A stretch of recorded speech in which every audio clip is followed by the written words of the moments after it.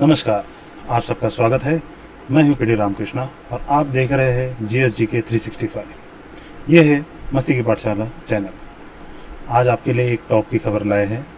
Kakrapar atomic power plant KAPP in Gujarat is ready to generate electricity, achieved criticality.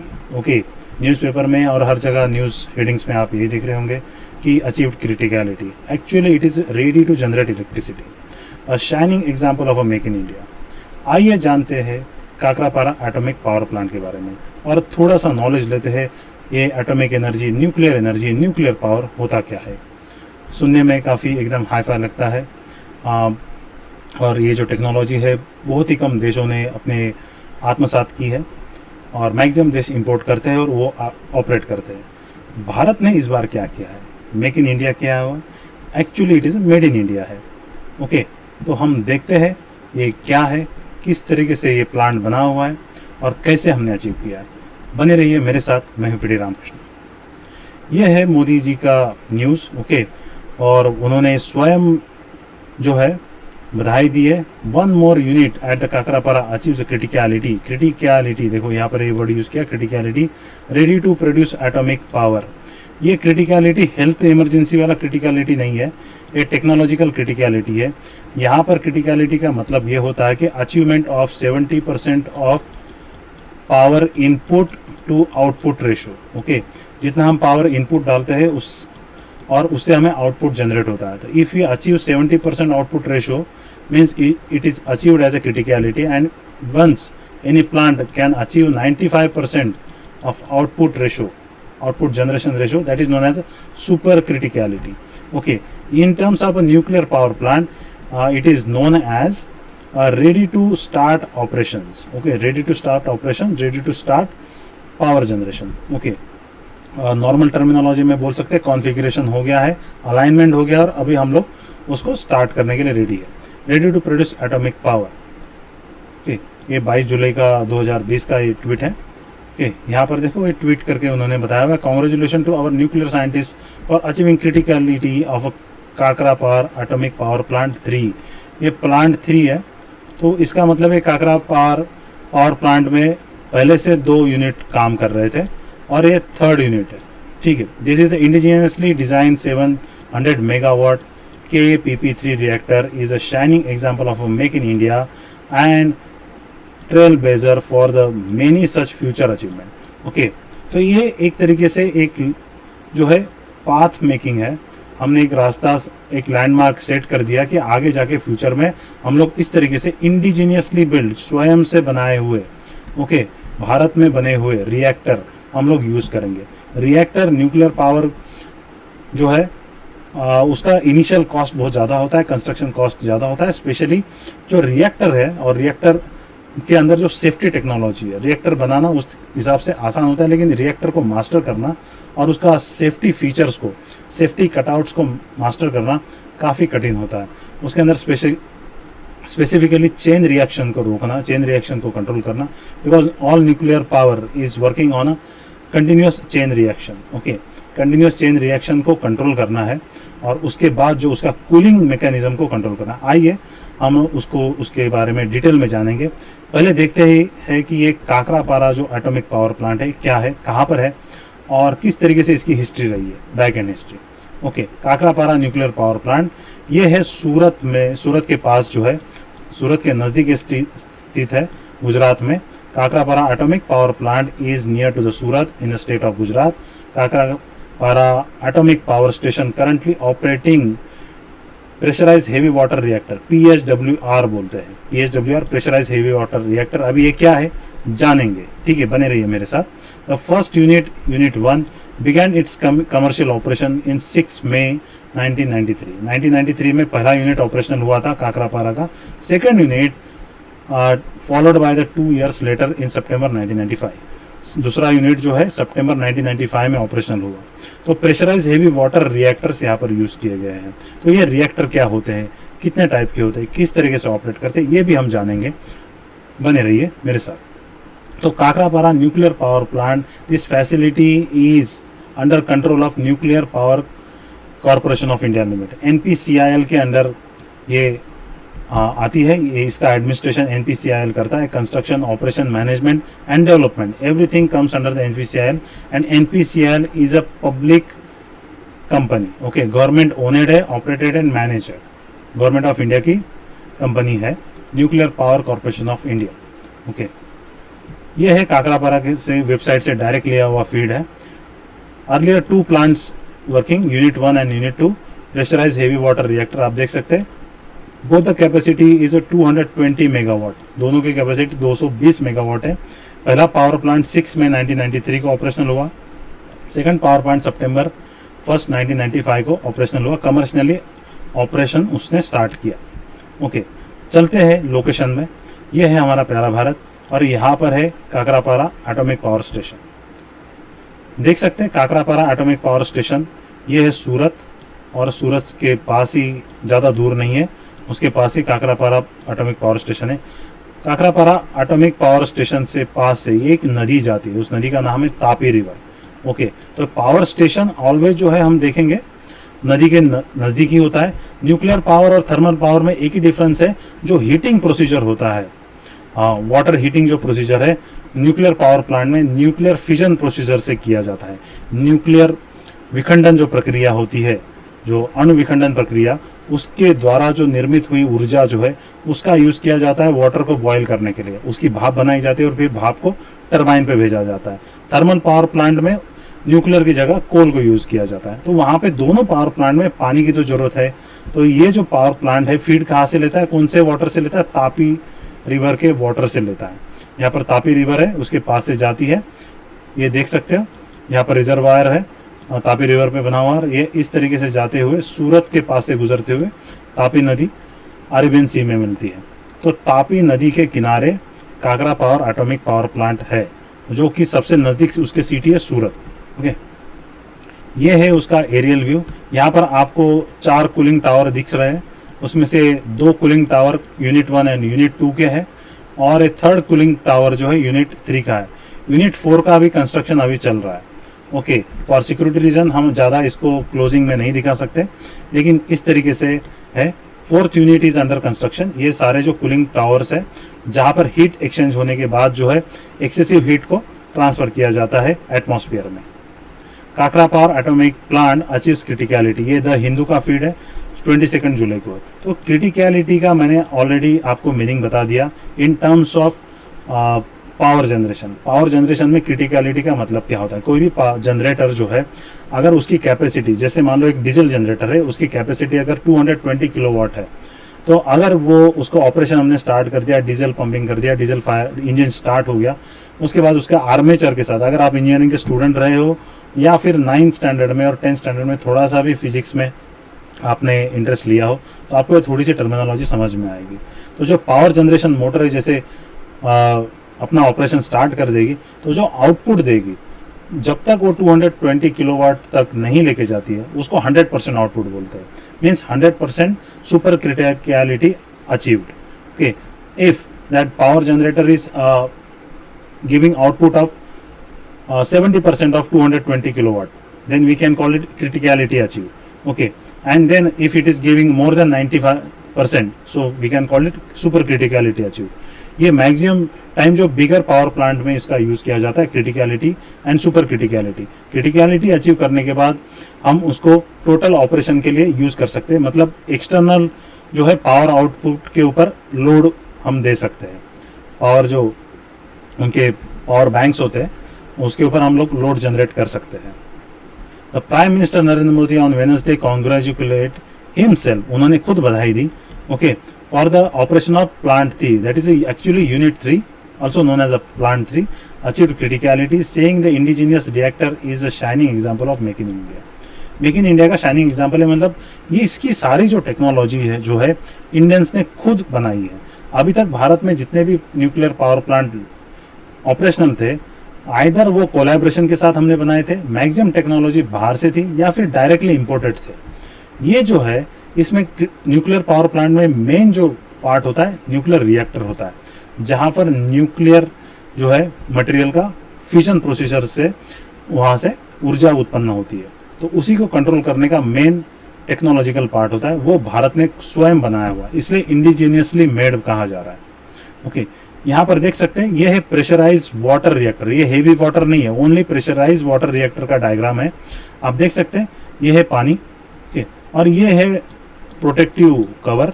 Protective cover के अंदर जो है ये 2 यूनिट आपको दिखाई दे रहे हैं, इसको बोलेंगे हीट एक्सचेंजर, ये हीट एक्सचेंजर है, और ये है एक्चुअली न्यूक्लियर फिजन कंटेनर। तो यहाँ पर actually pressurise heavy water reactor है, तो इसके अंदर जो फिजन कंटेनर के अंदर जहाँ पर हीट जनरेट हो रही है उससे जो है वाटर का फीड दिया जा रहा है, और ये वाटर जो गर्म हुआ वाटर जो है सुपर हीटेड वाटर जो है यहाँ पर हीट एक्सचेंजर में लेके आ रहे हैं, और इस हीट एक्सचेंजर में एक्सटर्नल वाटर का फीड दिया जा रहा है जिसको भाप में कन्वर्ट किया जा रहा है, स्टीम में कन्वर्ट, और ये स्टीम जो है यहाँ पर जाके स्टीम टरबाइन में घुमा रही है। इस टरबाइन को रोटेट करने के बाद यहाँ से इलेक्ट्रिसिटी जनरेट होगी, और ये यहाँ पे वेरियस सिटीज़ को या फिर पावर प्लांट्स को कंपनीज को ट्रांसफ़र की जाएगी। बची हुई जो स्टीम है, सुपर हीटेड स्टीम जो है after generating power it coming into chiller में लेकर आते हैं, इसको चिलर बोलते हैं, चिलर प्लांट, जहाँ पर उस स्टीम को कंडेंस किया जाता है। कंडेंस करने के बाद जो वाटर जो हीट होता है उसको इस कूलिंग टावर में जो है कूल किया जाता है। ओके, तो कूल करने के बाद जो बची हुई जो स्टीम है वो एनवायरनमेंट में भेज दी जाती है। That's why it is known as a clean power. यहाँ पर कार्बन डाइऑक्साइड का कोई जनरेशन नहीं होता है। Okay, this is known as a pressure water reactor. ऐसा ही लाइट वाटर रिएक्टर होता है और बॉइलिंग वाटर रिएक्टर होता है। प्रेशर वाटर रिएक्टर में जो पानी गर्म होता है वो डायरेक्टली उसको स्टीम में कन्वर्ट नहीं किया जाता। प्लीज आपको ये नोट कर लेना चाहिए। प्रेशराइज वाटर रिएक्टर में जो water directly in contact with nuclear rods, जो न्यूक्लियर इंटरनल मटेरियल के साथ जो डायरेक्टली कांटेक्ट में होता है, जिसकी वजह से वो गर्म होता है, हीटेड होता है, उस वाटर को डायरेक्ट भाप में कन्वर्ट नहीं किया जाता। एक हीट एक्सचेंजर में एक्सटर्नल वाटर जो है उसको भाप में कन्वर्ट किया जाता है। उसके बाद फिर उसका यूज होता है टरबाइन रोटेशन के लिए, and then turbine is then connected with the motor, and that motor converted that power into electricity. Okay, तो इस तरीके से प्रेशराइज वाटर रिएक्टर है। अभी देखते हैं, this reactor pump water into the reactor core under the high pressure to the prevent the water from a boiling. जैसा मैंने कि आपको बताया, the water in the core is heated by the nuclear fission and then the pumped into the tubes inside the heater exchanger. ठीक है, इस तरीके से यहाँ पर जो है हीट एक्सचेंजर के अंदर इसको भेज दिया जाता है। Okay, those tubes heat a separate water source of a create steam. Steam create करने के लिए एक दूसरा सेपरेट वाटर सोर्स यूज करते हैं। Okay, the team then turns as a electric generator and produce electricity. Okay, the core water cycle backs to the reactor to be the reheated and process is repeated. ये core water जो है, जो direct heat हो रहा है nuclear material से, उसको expose नहीं किया जाता। Okay, this is what exactly mechanism followed in pressurise water reactor. Okay, और दूसरा है मैकेनिज्म बॉइलिंग वाटर रिएक्टर। यहाँ पर क्या है कि वाटर को डायरेक्ट हीटिंग रॉड के न्यूक्लियर मटेरियल के साथ जो है कांटेक्ट में लेकर लाया जाता है, and that water itself converted into steam. Okay, and that steam is further utilised for the rotation of this turbines. Okay, after rotation of this turbine this ये जो स्टीम है, जो है भाप जो है, उसको कंडेंस किया जाता है, देन अगेन इसको रिएक्टर में भेज दिया जाता है। कूलिंग वाटर टावर से हीट एक्सचेंज की जाती है। तो बॉइलिंग वाटर में डायरेक्ट कांटेक्ट जो पानी आता है न्यूक्लियर मटेरियल से, हीट होता है, उसी का स्टीम बनाई जाती है। प्रेशराइज वाटर में इनडायरेक्ट कांटेक्ट होता है, जहां पर चिलर्स का और हीट एक्सचेंजर का यूज किया जाता है। Okay, boiling water reactor heat water and the produce steam directly inside a reactor vessel. Okay, water is pumped up through reactor core and heated by the fission.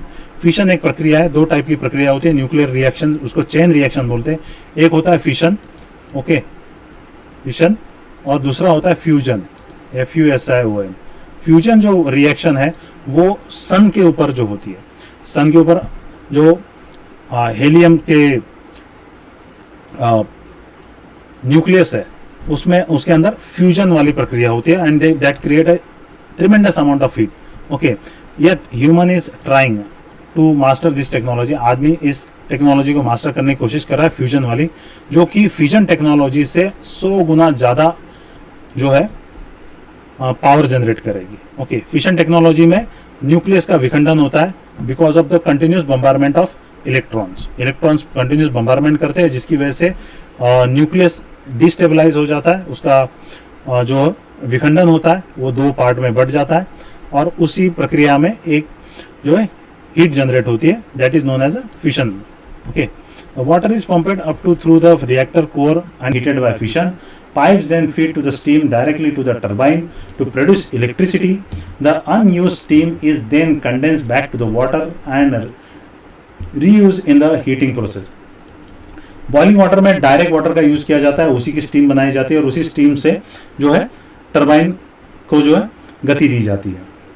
Pressurise water reactor में जो water heat होता है उसकी steam नहीं बनाई जाती, separate water source बनाया use किया जाता है जिसको हीट एक्सचेंजर में जो है जिसकी स्टीम जनरेट की जाती है. बाद में उसको चिलर में लेके आने के बाद उसको कंडेंस किया जाता है. This is what is the basic difference between pressurised water reactor and boiling water reactor. अभी हम बात करते हैं काकरापारा न्यूक्लियर पावर प्लांट में. वहां पर प्रेशराइज हेवी वाटर रिएक्टर है. हेवी वाटर रिएक्टर, ये वाटर रिएक्टर कौन से डिजाइन का है? कांडू डिजाइन का है. Okay, CANDU. कांडू का फुल फॉर्म है C for Canada, D for डिटोरियम, U for uranium. Okay, because ये जो रिएक्टर है ये कनाडा ने डेवलप किया हुआ है. ड्यूटेरियम बेस्ड रिएक्टर है और इसका मेन फ्यूल जो है यूरेनियम है. Deuterium is a primary element of a heavy water and uranium is a fuel use by reactor class. Okay, reactor में जो फ्यूल यूज हो रहा है फिशन प्रोसीजर के लिए वो यूरेनियम है और इसमें जो वाटर यूज हो रहा है वो है ड्यूटेरियम. अभी जानते हैं हेवी वाटर क्या है. Heavy water has to be it's 2 hydrogen. क्या ये वाटर सेम है जो हम पानी पीते हैं या फिर अलग है? क्या है स्थिति एग्जैक्टली क्या डिफरेंस है? देखिए यहाँ पे heavy water has its 2 hydrogen atoms. उसमें भी 2 हाइड्रोजन वाटर एटम्स होते हैं रिप्लेस बाय डिटोरियम, लेकिन वो आइसोटोप होते हैं हाइड्रोजन के. That means it has two deuterium atoms rather than a hydrogen atom. It is analogues of water. Deuterium is one of the isotope of hydrogen. Hydrogen का isotope है, दिखने में same है लेकिन इंटरनल स्ट्रक्चर अलग है, atomic structure अलग होता है. देखिए क्या है, हाइड्रोजन के आइसोटोप क्या 2 ही है? नहीं, हाइड्रोजन के 3 आइसोटोप है. जो हम नॉर्मल वाटर यूज करते हैं उसको प्रोटियम बोलते हैं. ओके, और जो ड्रिंकिंग वाटर है जिसमें जो हाइड्रोजन होता है वो प्रोटियम होता है.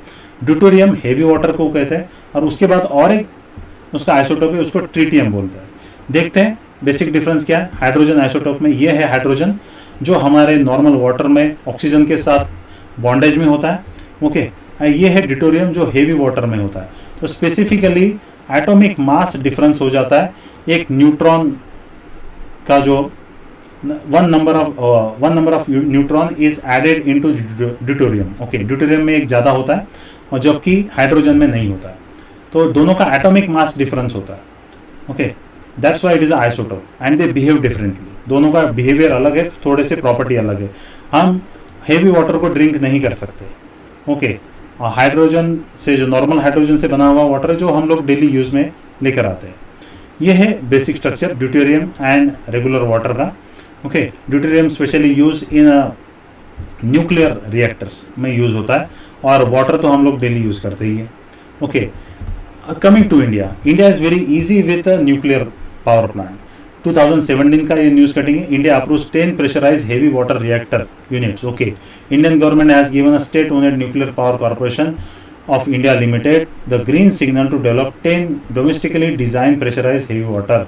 डोमेस्टिकली डिजाइन जो रिएक्टर है उसका डिजाइन हम लोग खुद डिजाइन किए हुए हैं.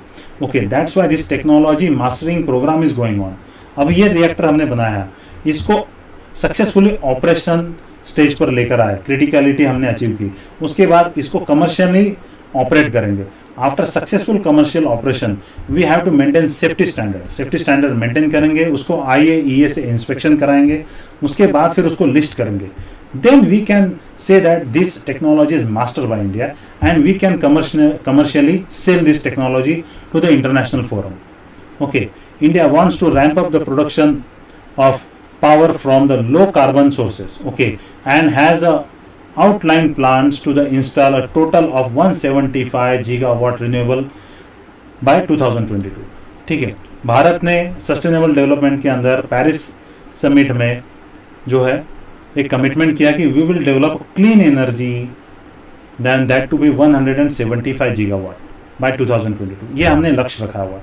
उस लक्ष्य में क्लीन एनर्जी के अंदर सोलर पावर आती है, that is a renewable energy, wind power आती है, that is also renewable energy, hydro power आती है, that is also renewable energy, solar thermal is there, solar photovoltaic is there, and tidal energy is there, okay, plus nuclear power is, nuclear power is not a renewable but it is a clean energy, it is a non conventional energy, conventional energy नहीं है, conventional energy उसको बोलते हैं जो हम कोल, would, oil इससे प्राप्त करते हैं। Nuclear energy is non conventional energy, that too also, but it is not a non renewable, okay, हाँ, इट इज रिन्यूएबल, ये रिन्यूएबल नहीं है, ठीक है, ये ओनली क्लीन एनर्जी है प्लस एडवांस एनर्जी है, ओके। रिन्यूएबल एनर्जी में सोलर आती है, सोलर थर्मल आते हैं, हाइड्रो पावर आती है, ओके, एंड विंड एनर्जी आती है, टाइडल एनर्जी आती है, okay. Nuclear energy we can count it as a clean energy, not as a renewable energy ना, ओके। अगर आपको एमसीक्यू में अगर कंफ्यूजन करने के लिए अगर ये मिक्स कर दिया जाए तो you must remember that nuclear energy is a clean energy, not a renewable energy, okay, plus it is non conventional energy, conventional energy भी नहीं है, ये नॉन कन्वेंशनल है और clean energy, okay. India's pressurise heavy water reactor technology is derived from CANDU, okay, that is CANDU। इसी basic reactor से हमने develop किया। इनिशियली हमें जो रिएक्टर सप्लाई किए थे कनाडा ने किए थे, और 1974 में जब फर्स्ट न्यूक्लियर टेस्ट इंडिया ने कंडक्ट किया था पोखरण में, उसके बाद कनाडा ने फर्दर टेक्नोलॉजी देने से मना कर दिया था, हमारे ऊपर सैंक्शन लगा दिए थे, plus they refuse to provide us a fuel also, okay. So using the uranium as a fuel and India already operated 18 pressurise heavy water reactor. India के पास 18 प्रेशराइज हेवी वाटर रिएक्टर है, 4 under construction है, एक अभी criticality achieve किया हुआ है। तो pressurise heavy water reactor, total reactors इससे ज़्यादा है, लेकिन प्रेशराइज हेवी वाटर रिएक्टर 18 है, प्लस इसको मिला के 19 हो जाते हैं, okay. Is rated either 220 megawatt और 540 megawatt. Kakrapar is a special reactor which is having capacity of 700 megawatt, okay, 700 megawatt का कैपेसिटी है। राजस्थान में भी जो रावत भाटा के पास जो न्यूक्लियर रिएक्टर का कंस्ट्रक्शन चल रहा है उसका भी 700 मेगावाट है। काकरापारा में जो यूनिट 4 का कंस्ट्रक्शन चल रहा है वो भी 700 मेगावाट है, okay, that's why we are going to enhance our capability, okay. The total instant pressurized heavy water capacity is 4.5 gigawatt, okay. Total nuclear power plant capacity is 6780 megawatt.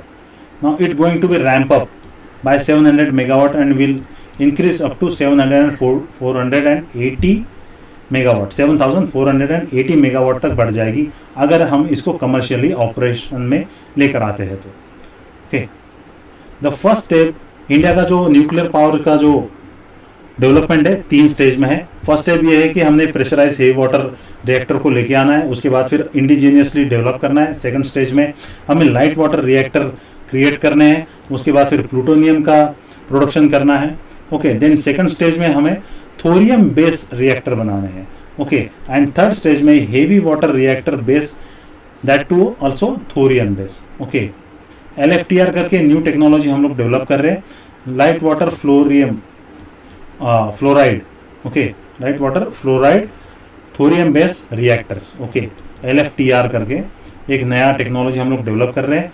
वहाँ तक जाने के लिए हमें ये सारे स्टेजेस से पार करना होगा। Now we have already achieved a first stage, pressurized heavy water reactor, and that to be we reached to the one milestone, हम एक milestone तक पहुंच गए जहां पर हमने criticality अचीव की है। Soon we will achieve super criticality and we will operationalize this reactor commercially, okay. Paris summit में मोदी जी ने जो आश्वासन दिया था हम 175 गीगावाट तक इसका प्रोडक्शन लेके जाएंगे and we will reduce our carbon footprint, okay. To reduce the carbon footprint, we have to switch over from conventional energy to non-conventional energy. Although nuclear energy is one of the cleanest energy and cheapest energy. Okay, initial cost is very high, but recurrent cost is very low. Okay, India further commits to generate 450 gigawatt energy capacity. Renewable से करने के लिए हमने सोचा है, but atomic energy is not a renewable. It is a non conventional and clean energy. इसमें solar भी आते हैं, जैसे मैंने आपको बताया, हाइड्रो पावर वाटर भी आते हैं, ओके। एंड विंड एनर्जी भी आती है and so on. This India's commitment is because of India committed for the sustainable development goal, and seventh goal in India's sustainable development is affordable and clean energy. Okay, affordable energy and clean energy. As a clean energy initiative, development of nuclear power plant is India's first priority. Also development of solar power plant. जैसे अभी रीवा में एक solar power plant का हमने inauguration किया है. ठीक है, मोदी जी ने अभी इनॉग्रेशन किया. Asia's biggest power plant, solar power plant. Why India wanted to achieve this? Power supply, continuous clean and affordable power supply is a key to development. Okay, ये इंडस्ट्रियल सेक्टर से लेके एजुकेशन सेक्टर से लेके society के development के लिए energy का होना बहुत जरूरी है, and that to be sustainable and affordable. आते हैं न्यूक्लियर पावर प्लांट के बाद. 2011 में एक एक्सीडेंट हुआ था जापान में, जब सुनामी आई थी. उसके बाद जो फुकुशिमा दाइची में एक एक्सीडेंट हुआ था, जिसकी वजह से पूरे वर्ल्ड में न्यूक्लियर पावर प्लांट के खिलाफ एक जो है सबका मनोबल बढ़ गया था कि हमें न्यूक्लियर पावर प्लांट किसी भी हाल में नहीं लगाना है. Maximum nations are denying, more and more civil societies are creating a question on operationability and safety of this nuclear power plant. Okay, और इसका इतना जो है असर हो गया था कि Germany already decided that to at most shut down all the nuclear power plant which was started before 1980s. 1980 से पहले जितने भी जर्मनी में न्यूक्लियर पावर प्लांट थे, उन सभी को बंद करने का निर्णय जर्मनी ने ले लिया था. Now Germany is one of the leading power shifting towards the solar. Okay, and day by day they are closing down their nuclear power plant. Okay, coming to the safety issues. Okay, now coming to the security. This is a news where we can highlight it that an Indian nuclear power plant suffered a cyber attack. Here it is what you need to know. Nuclear power plant कुदामकुलम के ऊपर एक cyber attack हो गया था. So now we are having a turbulent relations with our neighbors such as Pakistan as well as China. तो यहाँ की जो cyber attack टीम से हमारे nuclear power plant में man made जो है एक्सीडेंट कराने की कोशिश है या कोशिश कर सकती है, उसके सेफ्टी फीचर्स को डिस्टेबलाइज कर सकती है. तो before mounting on a nuclear power plant and nuclear generation, we have to deal with this issue. हमें इस इश्यूज का पूरी तरीके से ख्याल रखना पड़ेगा. हमें इसके लिए कुछ जो प्रावधान और प्रबंधन करने पड़ेंगे. We have to ramp up our cyber security as well as the physical security and have to guard the secrets of nuclear power. Okay, that is what is a main issue regarding the nuclear energy. Plus we have to create a mechanism to either recycle or safely dispose the nuclear waste. Okay, so that is also one issue. Nuclear radiation is a very hazardous as far as concerned, although the energy is very clean, but the nuclear waste which is remaining at the end of the generation, okay, safely disposal is mandatory. उसका safely dispose होना चाहिए और सभी ने इसके लिए जो है कार्यरत रहना चाहिए. काकाबारा एटॉमिक पावर प्लांट एक हमारा अचीवमेंट है. Soon we will achieve more and more milestone. उसके साथ जितने भी प्रिकॉशन है वो हमें देखने चाहिए. भारत सरकार ये सारा काम कर रहा है, even with in a pandemic. इस पेंडेमिक के अंदर भी काम कर रहे हैं. ये काफ़ी काबिल तारीफ है. और इसी की तरह हम लोग जो है एटॉमिक एनर्जी, क्लीन एनर्जी की तरफ बढ़ते रहेंगे. धीरे धीरे अलग अलग पावर प्लांट जो है, total 10 power plant going to be operation in coming next few years. Okay, इसी के साथ मैं इस वीडियो का अंत करता हूँ. ओके, आशा करता हूँ कि आपको मैंने जनरेट की हुई इन्फॉर्मेशन आपको अच्छी लगी होगी. Please don't forget to like, share, comment and subscribe, and please point out my mistake. मेरी मिस्टेक पॉइंट आउट करो, मुझे ठीक से गाइडेंस करो. Plus please give me a suggestion. मुझे सजेशन दीजिए ताकि मैं आपके प्रोग्रेस के लिए, आपके प्रिपरेशन के लिए एक सटीक इन्फॉर्मेशन लेकर आ सकूँ. Okay, your progress is directly related to the nation's progress. आपके प्रोग्रेस में ही देश की प्रोग्रेस है. ओके, इसी के साथ मैं विदा लेता हूँ. Stay home, stay safe, keep learning, keep growing, stay cool and be successful. सदा पढ़ते रहिए, आगे बढ़ते रहिए और इसी तरीके से उन्नति करते रहिए. इसी के साथ विदा लेता हूँ. जय हिंद, जय भारत.